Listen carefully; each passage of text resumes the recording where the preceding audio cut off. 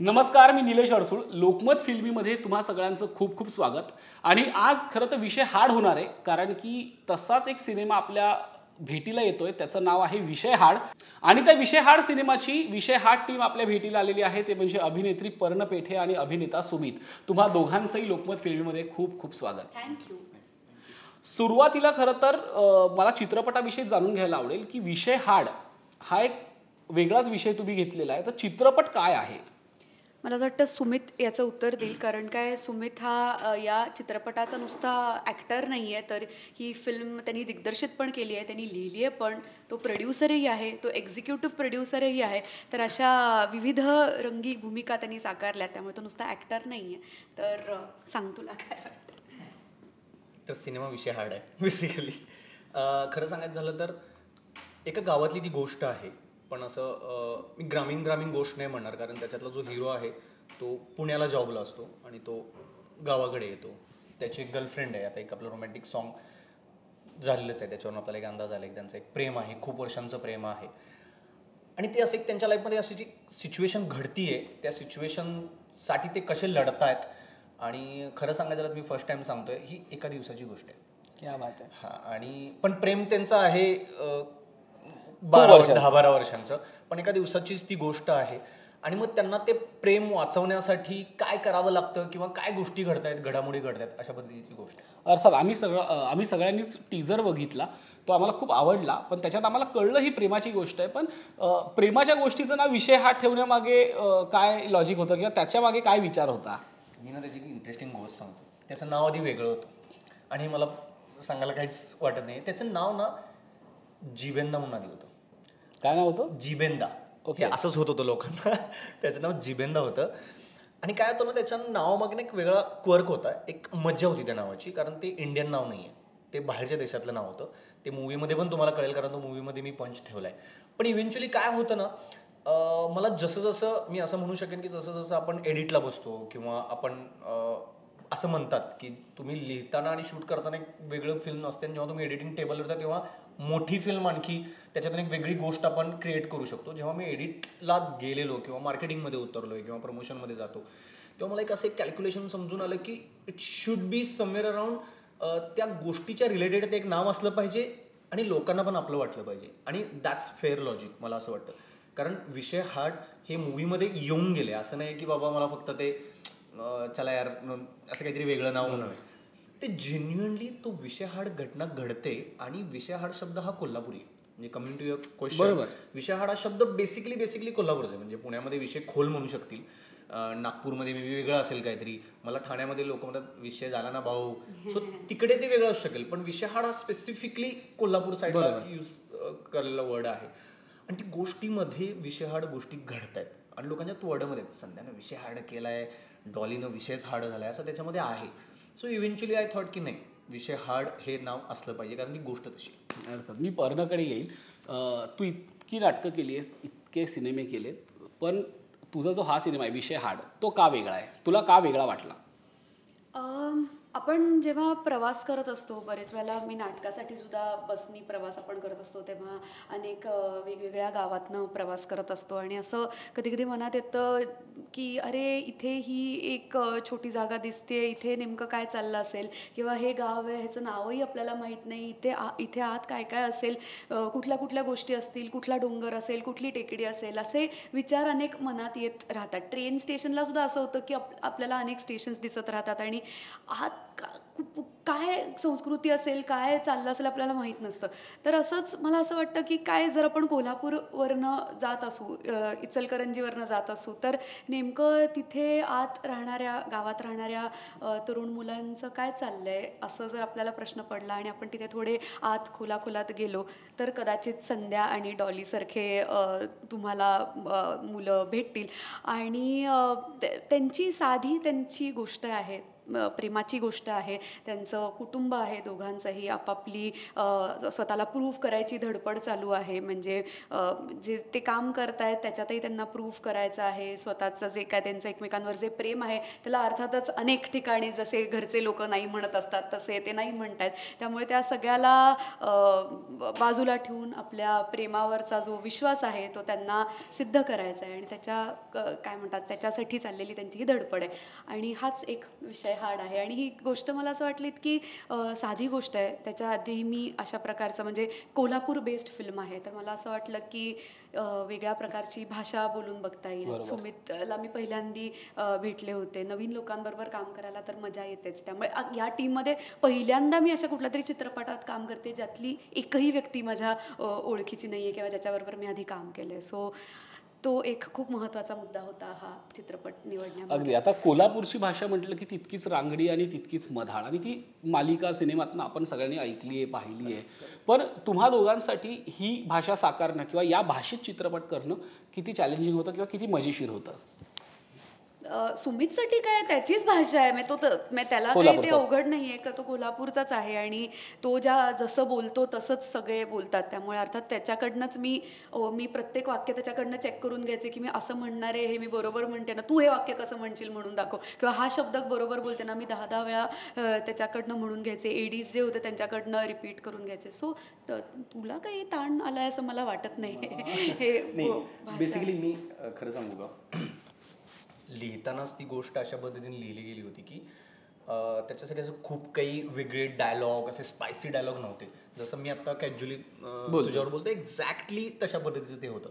So मला असं वाटतं की मला तसं काहीच त्रास झाला नाही. ॲक्टिंगमध्ये ऑफकोर्स ॲक्टिंगमध्ये थोडंसं तुला हे करावं लागतं की बाबा कुठे हाय पिचला जायचं, त्या पद्धतीचे मॉड्युलेशन्स करावं लागतात. पण लँग्वेज बॅरियर मला नव्हतंच, कधीच नाही, कारण की माझं तेच आहे. पण तू सॉरी पण आणि अशी भाषा वेगळी म्हणजे तसं काही कोल्हापूरची वेगळी काही भाषा नाही, ती मराठीच भाषा आहे. त्यातला लहेजा जो आहे तो वेगळा आहे. आणि इतकी ॲक्च्युली महाराष्ट्राची ही गंमत आहे की आपण महाराष्ट्रात राहतो, वेगवेगळ्या ठिकाणी मराठी बोलली जाते, पण त्याचा तो जो काही फ्लेवर आहे तो अजून टिकून राहिला आहे आणि तो टिकून राहावा असंही मला वाटतं. म्हणजे ही फिल्म करत असताना असं मला वाटलं की आपल्याला एकाच प्रकारचं मराठी बोलता येतं आणि वेगवेगळ्या प्रकारचं मराठी बोलता आलं तर किती छान आहे.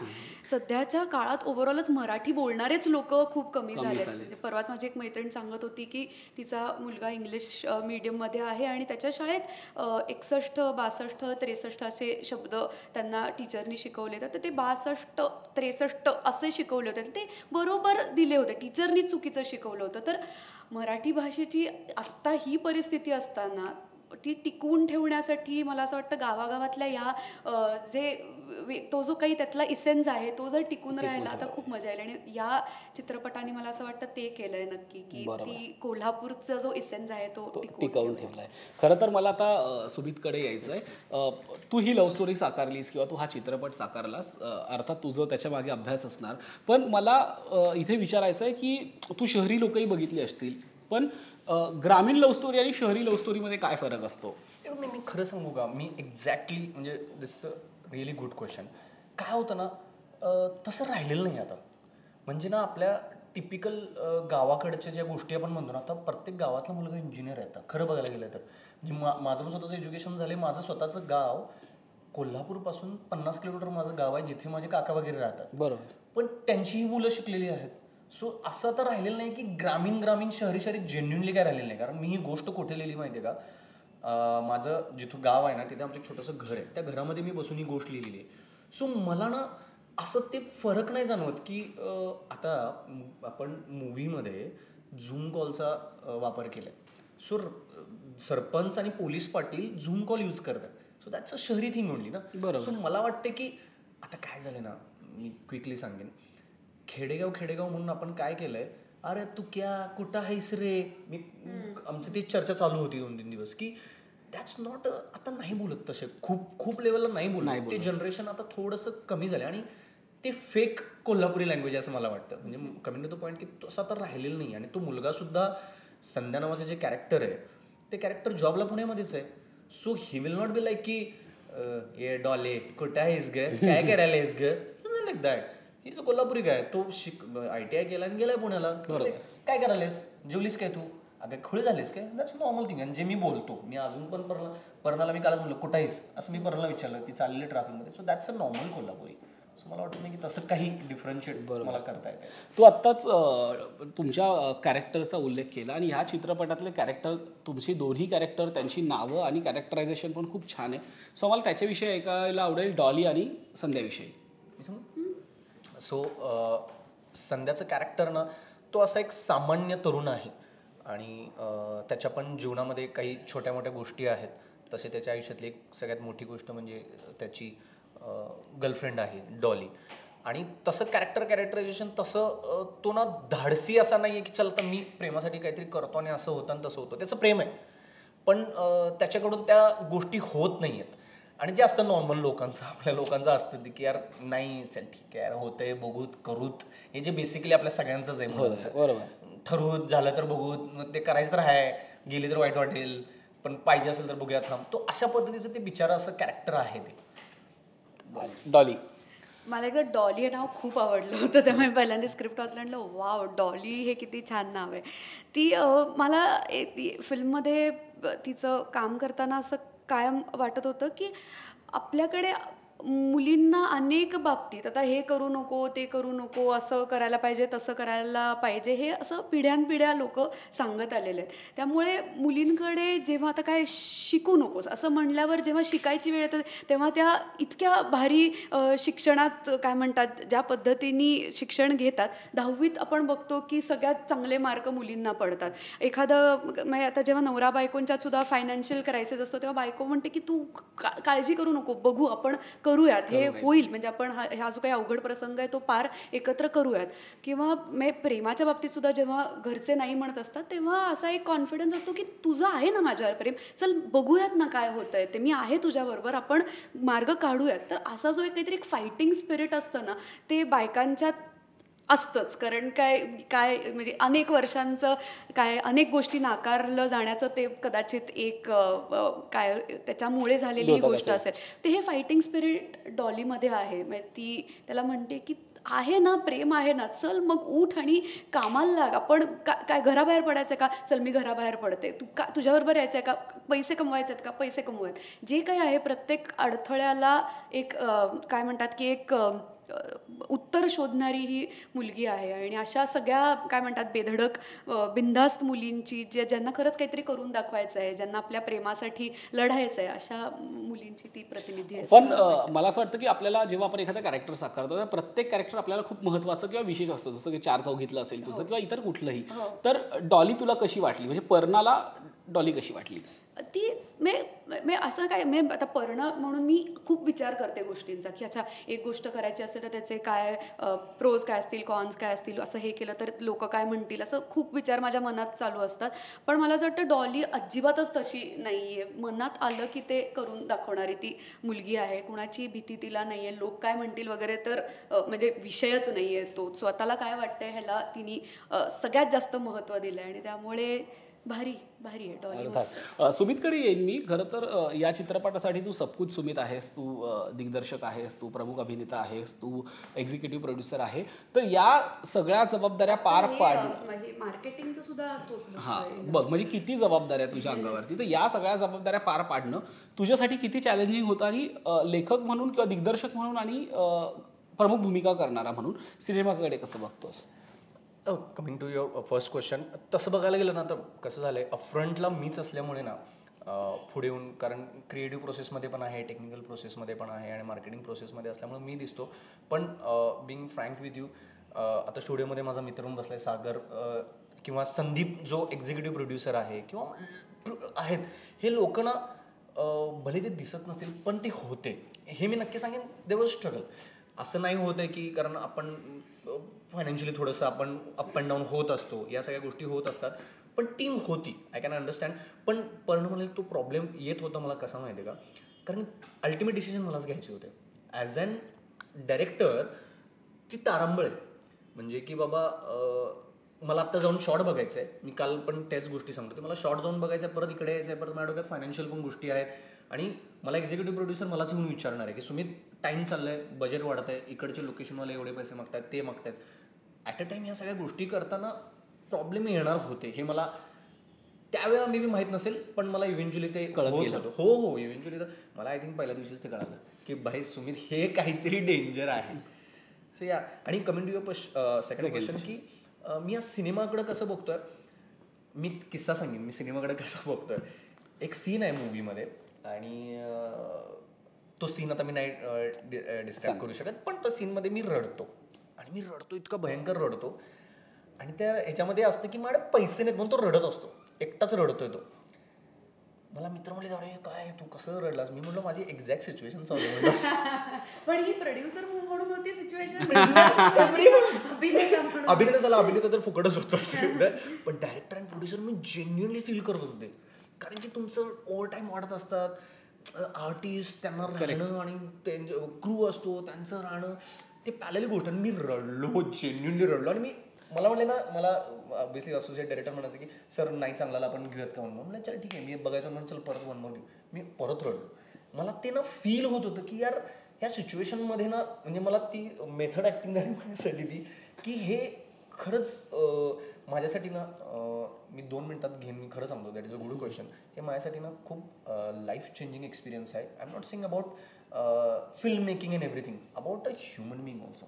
काय होतं ना, मी माणूस म्हणून ना खूप पेशन्स असतो ना, तो खूप शिकलो. म्हणजे तुम्ही डायरेक्टर म्हणून तुमच्या डोक्यामध्ये असते की अरे आता मी लिहिली आहे ॲज अन रायटर, चला आता मी जाणार आहे फ्लोअरला, आता रिलीज, उद्या हे पैसे 10 करोड, श्रीमंत, गाडी फिरायची. दॅट्स युअर, आपण खूप मॅच्युअर असतो तेव्हा ॲज अन रायटर बिटर, आपल्याला वाटतं होतं. ॲक्च्युअल लाईफमध्ये नाही होत. ॲक्च्युअल लाईफमध्ये ना, म्हणजे हा माझा एक्सपिरियन्स, अगेन इट्स सब्जेक्टिव्ह. मला असं वाटतं की तुम्ही फिल्मच्या प्रोसेसमध्ये तुम्हाला सगळ्या गोष्टी अनुभवाव्या लागतील. म्हणजे मी एक वेळेला तर खूप असं डाऊन व्हायचो यार, मी खरं सांगतो. मला असं व्हायचं की you should follow something, meditation or something, कारण तुमच्या लाईफमध्ये या गोष्टी पेशंटली हँडल करायला. कारण मी ॲज अन डायरेक्टर डाऊन होऊ शकतो, मी ॲज अन प्रोड्युसर डाऊन नाही होऊ शकतो. मी ॲज अन ॲक्टर म्हणून डाऊन होऊ शकतो, मला उद्या परत सकाळी उठून चला कॅमेरासमोर, पण ॲज अन प्रोड्युसर म्हणून पण, डायरेक्टर म्हणून पण मला असं नाही होऊ शकत. सोड यार, जाऊ दे, यू कांट डू दॅट. जबाबदारी आहे. एका स्केड्यूल नंतर तुम्ही सेकंड स्केड्यूलला बनवण्यासाठी तुमची जी एनर्जी हवी आहे. बरं, असं पण होतं की सपोज नाही शॉट झाला चांगला, डायरेक्टर म्हणतो की सर आज नाही होते, उद्या घेऊया. पण that time your a producer, तुला ते करायचं आहे आणि लोक तुझ्याकडे बघतात. नाही म्हटलं तर तुमचा क्रू 100 लोकांचा तुमच्याकडे बघतोय, आणि ते पेशंटली हँडल करणं. बॅकएंडला तुझ्या डोक्यात भले असायचं की आता माझा फंड संपलाय, 2 दिवस शूट राहिले, काय करायचं आहे. सो ते जे आहे ना, ते माझ्यासाठी खूप लाईफ चेंजिंग एक्सपिरियन्स आहे की खूप वादळ येतात तुमच्याकडे, एक स्टेप चालत, हे जे काय मी शिकलो. सो आय थिंक तो माझा एक्सपिरियन्स आहे. पण कदाचित निर्माता म्हणून हेच तुला शिकवणं असेल, कारण पुढे जाऊन मोठा निर्माता होण्याची तुझी पहिली पायरी असेल. पर्णकडे येईन मी. म्हणजे या प्रश्नाचं उत्तर मला दोघांकडनंही अपेक्षित आहे. तुम्ही दोघेही खूप तरुण आहात आणि मराठी चित्रपट सध्या आपण बघतोय. सध्या मराठी चित्रपट कुठे आहे असं वाटतं? म्हणजे एकूणच बाबतीत त्याचं, मग त्या बॉक्स ऑफिस कलेक्शन असेल, त्याची निर्मिती असेल, त्याचे विषय असतील, मराठी चित्रपटाकडे कसे बघता तुम्ही दोघेही जण? मला असं वाटतं सध्या कंटेंट इतका जास्त आहे ना आपल्याकडे, म्हणजे काही कमीच नाही आहे. तुम्ही म्हणाल तो कंटेंट अवेलेबल आहे. परदेशी सिनेमांपासनं ते अगदी छोट्या कुकिंग व्हिडिओजपर्यंत, ते रील्सपासनं ते मोठ्या चित्रपटांपर्यंत, वेब सिरीज, सगळ्या भाषेतल्या सगळं आपल्याकडे खूप जास्ती आहे.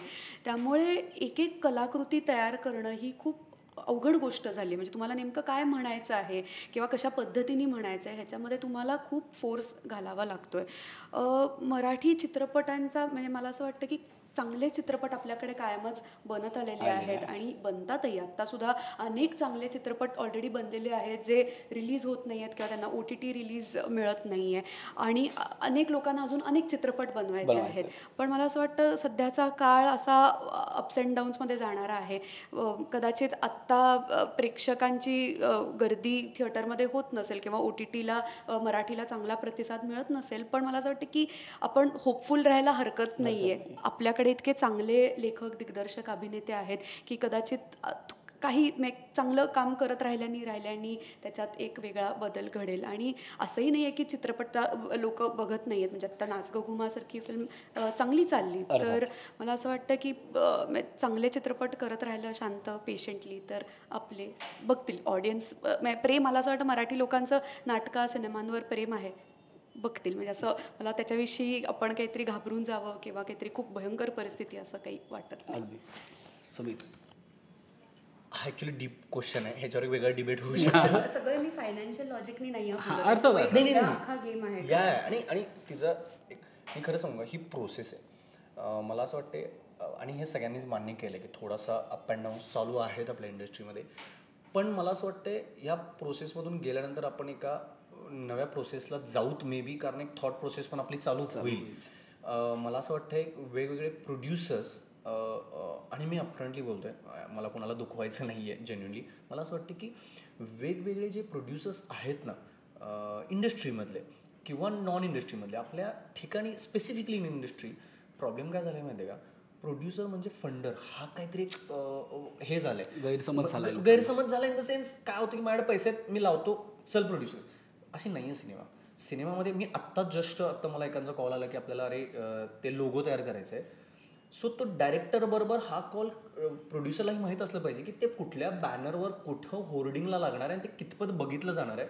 जर डायरेक्टर हे जर डोकं लावत बसला म्हणजे त्याचा ऑब्व्हियसली असणार आहे कॉल, पण ना ते तुम्हाला माहिती आहे का, तिथं आपण तो अभ्यास मला वाटतं प्रोड्युसर्सनी करणं आता गरजेचं आहे. मी परत आपल्या मराठीमध्ये प्रोड्युसर्स चांगले आहेत, ग्रेट आहेत, पण मग त्यांचं काय होतं ना, ते वर्षातून 2 चित्रपट काढू शकतील, 3 चित्रपट काढू शकतील. दे विल नॉट प्रोड्यूस 100 चित्रपट ना ॲट अ टाइम की बाबा घ्या आणि करा, असं नाही होऊ शकत. सो मला वाटतं की तिथं जर असं आपण एक कुठेतरी बॅकफूटला येतोय का असं एक मला वाटतं. आणि मी खरं सांगू का, होईल, हळूहळू होईल. फक्त मला वाटतं की प्रत्येकानं थोडंसं, आता मी नेहमी सांगतो, आय डोंट नो, माझ्या तोंडात नेहमी मल्याळम चित्रपटांची नावं येतात. मंजुमल बॉईज, अवेश माताजी चित्रपट आले जे आत्ता पूर्ण भारतामध्ये ज्यांचं नाव झालं, मंजुमल बॉईज वगैरे. यू वॉच दॅट, तुम्ही रिलेट करा, तुम्ही प्रत्येक गोष्ट रिलेट करा. तर ते मी माझ्या मित्रांबरोबर केलो आहे. तिथं जायचं पन्हाळ्यावर, मुगीचा आगाऊपणा करायचा, त्याच्यात माझा मित्र एक जेन्युइनली पडलेलं पण धबधब्यामध्ये. सो ते मला रिलेट झालं की अरे यार हे असं झालेलं आहे माझ्याबरोबर. सो मग ती मला आवडणारी गोष्ट काय माहिती आहे का, जेन्युइनली नॉट ओन्ली रिलेटेबिलिटी, त्यांचे कॉस्ट्युम त्यांचे होते. म्हणजे उगीच चकचकीत कॉस्ट्युम नाहीत, त्या गोष्टीची ती गरज होती. म्हणजे मी सॉरी वेळ घेतो, पण मी इलॅबरेट करून सांगतो की एका सीनमध्ये ना ते त्यांचा ग्रुप येऊन भेटतो, असा तो सीन आहे. आणि त्यांचे कॉस्ट्युम बघितलेस ना, आता मी टपरीवर बसताना माझा मित्र जेन्युइनली फुटबॉलचं किट घालून बसतो. फुटबॉलचं किट, आपण पण नॉर्मल कट्टर बसतो. ते दाखवले त्यांनी, उगीच त्याला टी शर्ट घालून त्याच्यावर उगीच ते घालून करू नका ना. बरं, तुम्ही ना सिनेमॅटिकली चांगलं शूट करा, आणि आपल्याकडे आहे ते सिनेमॅटिकली आपण शूट चांगलं करू शकतो. त्यांचं तुम्ही पॅकेजिंग कसं करता, म्हणजे फॉन्ट कुठले आहेत, पॅकेजिंग कसं आहे, ह्या सगळ्या गोष्टी आपण छोट्या ट्राय करू शकतो. मी अजून सांगतो, मराठीमध्ये पर्णमली तसा कॉन्टेंट चांगला आहे, लेखक चांगले आहेत, दिग्दर्शक चांगले आहेत. फक्त मला वाटते ना ते सगळ्यांनी येऊन ना ते पॅकेज तयार केलं ना, ते मे बी होऊन जाईल. मे बी माझ्याकडनं परत अगेन मी हे पण सांगतो, माझ्याकडनंही चुकवतात, कारण की फिल्म मेकिंग ना ही अशी प्रोसेस नाही आहे की मला वाटतंय झालं फिल्म 100 करोड चला ठीक, असं नाही होत. ती प्रोसेस आहे. ऑफकोर्स मी काहीतरी लिहितो, मला ॲज अन रायटर वाटत असतो नाही हे बेस्टच आहे. डायरेक्टर म्हणत असतो की नाही अरे यार त्यात थोडं मोल्ड कर. प्रोड्युसर म्हणत असतो की अरे यार काय कर, ते म्युझिक आठवा. तर ती प्रोसेस आहे कोलॅबरेटिव्हली. आता लोकांना आवडेल नाही आवडेल ती गोष्ट वेगळी आहे, पण ॲटलिस्ट आपण ट्राय करूयात मला असं वाटतंय. आणि आपण ह्या फेजमधून आय होप वर जाऊ 100%. पण कोल्हापूरचा सिनेमा आहे आणि कोल्हापूर म्हटलं की किस्से आले, तर चित्रपटाचं चित्रीकरण नेमकं कुठे झालं कोल्हापुरात, आणि किस्से काय काय घडले चित्रीकरणादरम्यान? कारण की म्हणजे चित्रीकरण म्हटलं की किस्से आलेत, असा एखादा गमतीशीर किस्सा आठवतोय का की जो आज सांगावा असा वाटतोय? किस्से तर खूप आहेत फ्रँकली. मी कोल्हापूरमध्ये शूट केले नेसरी गावामध्ये, गडिंग्लजच्या साईडला आहे ते. गडिंग्लज कोल्हापूरपासून 65-80 किलोमीटर्स आहे आय थिंक. आणि तो रोड कसा आहे, गोव्याच्या पॅरलल रोड आहे तो. सो आय थिंक मी तिथे माझं 80% शूट झालं आहे. काही शूट माझं कोल्हापूर सिटीमध्ये पण झालं आहे. आणि गमतीदार किस्से तसे भरपूर आहेत. मी काल 2-3 पण आम्ही चर्चा करत बोललेलो. सो त्याच्यातला इंटरेस्टिंग किस्सा मी कोणता सांगू शकेन, तर तो मी स्कूलचा सांगू शकेन. आय थिंक मी एका ठिकाणी आणखी सांगितलेला आहे. ऑब्व्हियसली ज्या गावात मी शूट करत होतो त्या गावामध्ये हॉटेल्स खूप कमी होते. मग ऑब्व्हियसली जे लेडीज आहेत त्यांना आपण एक बरं हॉटेल देतो, जे क्रू आहेत त्यांना एक दुसरं हॉटेल देतो, आणि बाकीच्या लोकांना राहणं कुठं पॉसिबलच नाही आहे. तर वस्ती शाळा नावाचा खेड्यामध्ये एक प्रकार आहे गुरुकुलसारखा. सो तिथे मी काही लोकांना ठेवलेलं, आणि खाली ठिकाणी म्हणजे खालच्या फ्लोअरवर सगळे त्यांचे स्टुडंट्स राहायचे, आणि वरचे फ्लोअर पूर्ण मोकळं होतं, 5-6 रूम्स.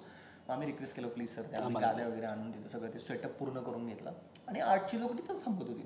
तर माझ्या ह्याच्यामध्ये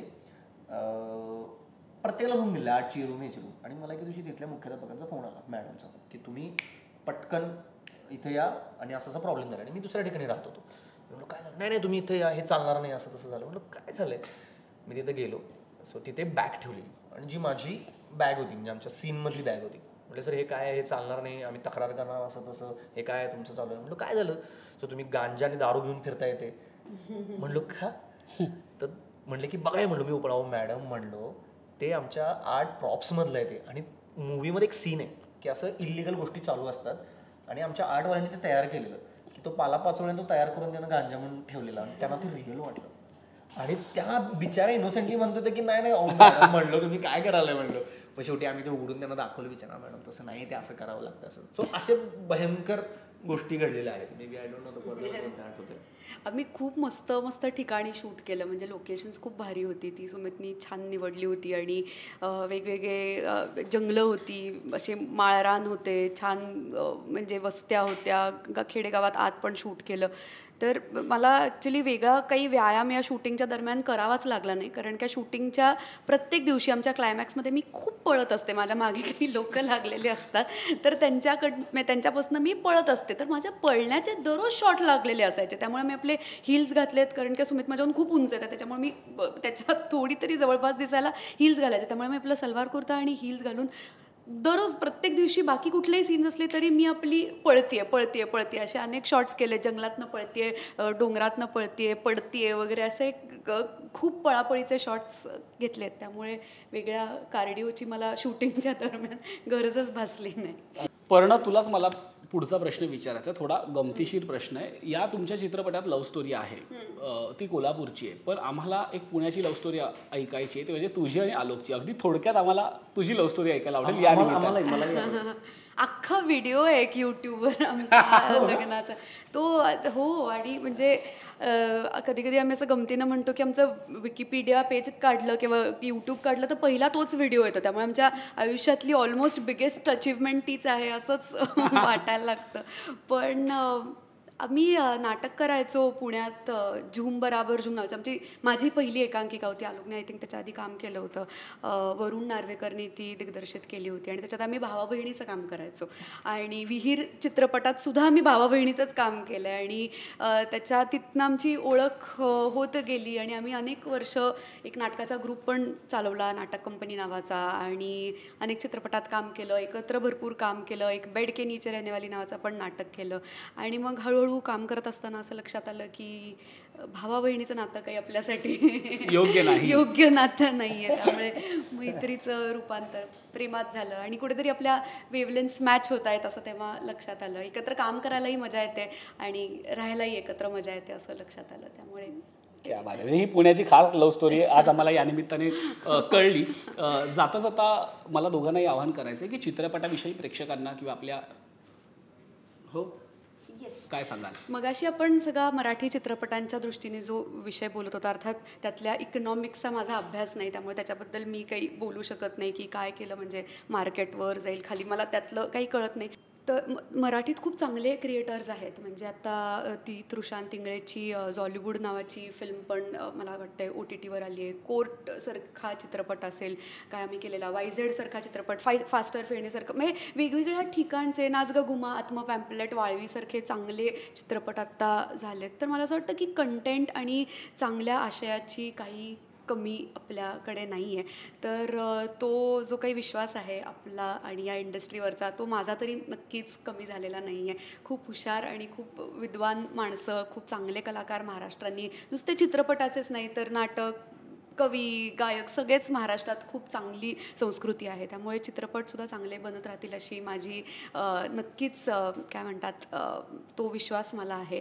आणि विषय हार्डसुद्धा अशी सुमित हा कोल्हापूरचा एक रांगडा गडी आहे ज्यांनी बनवली आहे, स्वतःच्या हिमतीवर बनवली आहे. आणि त्याला अर्थातच असं त्याच्या फॅमिली बॅकिंग नाही आहे की काय अनेक वर्ष त्याचे, जरी कोल्हापूर हे चित्रपटाचं काय माहेरघर आहे असं पण जरी आपण म्हणत असलो तरी तरी कुटुंबाकडनं त्याला तर त्यांनी स्वतःच्या हिमतीवर ही सिनेमाचं शिक्षण घेतलंय. तो धडपड करून म्हणजे एक वेळेस चित्रपट क्रिएटिव्हली विचार करणं आणि तो शूट करणं हे एक वेळ ठीक आहे, पण तो रिलीजपर्यंत नेणं ही जी सगळी धडपड आहे ती त्यांनी खूप मनापासून केली आहे. आणि इंटरेस्टिंग फिल्म आहे, लव्ह स्टोरी आहे, सगळ्यांना रिलेट होईल अशी मस्त गोष्ट आहे. आमच्या दोघांच्या व्यतिरिक्त सातारा, कोल्हापूर, इचलकरंजी, हिंगलजचे खूप मस्त ॲक्टर्स आहेत ज्यांनी पण खूप धमाल केली आहे फिल्ममध्ये.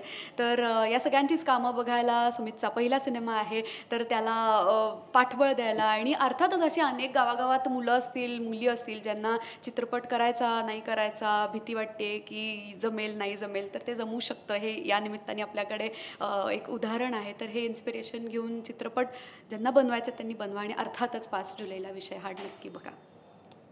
आय थिंक मी पर्णचंच कंटिन्यू करेन. सो बेसिकली मराठी चित्रपट आपण म्हणतोय लोक की तुम्ही चांगला कंटेंट बनवा, तेच नाही आहे, तर या चित्रपटात तेच नाही आहे आणि आपण ऑब्व्हियसली प्रेक्षकांचा तो रिस्पेक्ट केलाच पाहिजे.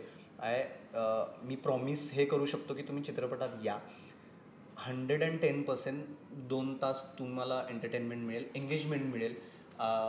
आणि ही माझी फिल्म आहे किंवा पर्णाची फिल्म आहे किंवा आम्ही सगळ्यांनी केली म्हणून मी म्हणत नाही, जेन्युइनली जमली आहे. सो या मला असं वाटतं त्याच्यानंतर तुम्ही मला फोन करून मेसेज करून सांगाय नाही जमलं सुम्या तुला, हे तुम्ही मला सांगा तुम्ही. पण आय बिलीव्ह की आम्ही एक डिसेंट ट्राय केलं आहे आम्ही सगळ्यांनी मिळून. मला असं वाटतं की लोकांनी यावं आणि मराठी चित्रपट आहे म्हणून नाही पण जेन्युइनली यावं आणि सगळ्या लोकांनी, कारण आपण ना मी परत एक मिनिट परत तुझं एक्स्ट्रा की आपण म्हणतो यार हा हिंदी चित्रपट, कारण काय व्हावं लागलंय आपल्या मराठीमध्ये परत भरपूर क्रिएटर्स म्हणतातच की अरे हिंदीमध्ये चांगले चित्रपट तिकडे आहेत तर आम्ही तिकडेच जाणार. ऑफकोर्स ते होईलच, म्हणजे मल्याळम झालं तर मल्याळमला जातील, पण तुम्ही चित्रपटात या, बघा आणि तुम्हाला वाईब येते थोडीशी यार नाही this is good, then go and watch. मी असं म्हणू शकेन की तशा पद्धतीचा तो सिनेमा बनलाय, लोकांनी ॲप्रिशिएट करतायत. फक्त आता तुम्ही लोकांपर्यंत पोहोचवा ज्यांच्यापर्यंत नाही पोहोचवला आणि सगळेजण या विषय हाड काय झालाय बघायला. अर्थात येत्या 5 जुलै रोजी हा विषय हाड नावाचा सिनेमा आपल्या भेटीला येतोय, तेव्हा या विषय हाड सिनेमाला लोकमत फिल्मीकडनं विषय हाड शुभेच्छा आणि बॉक्स ऑफिसवरही हा चित्रपट विषय हाड कमाई करू दे अशा पुनश्च शुभेच्छा. थँक्यू निलेश.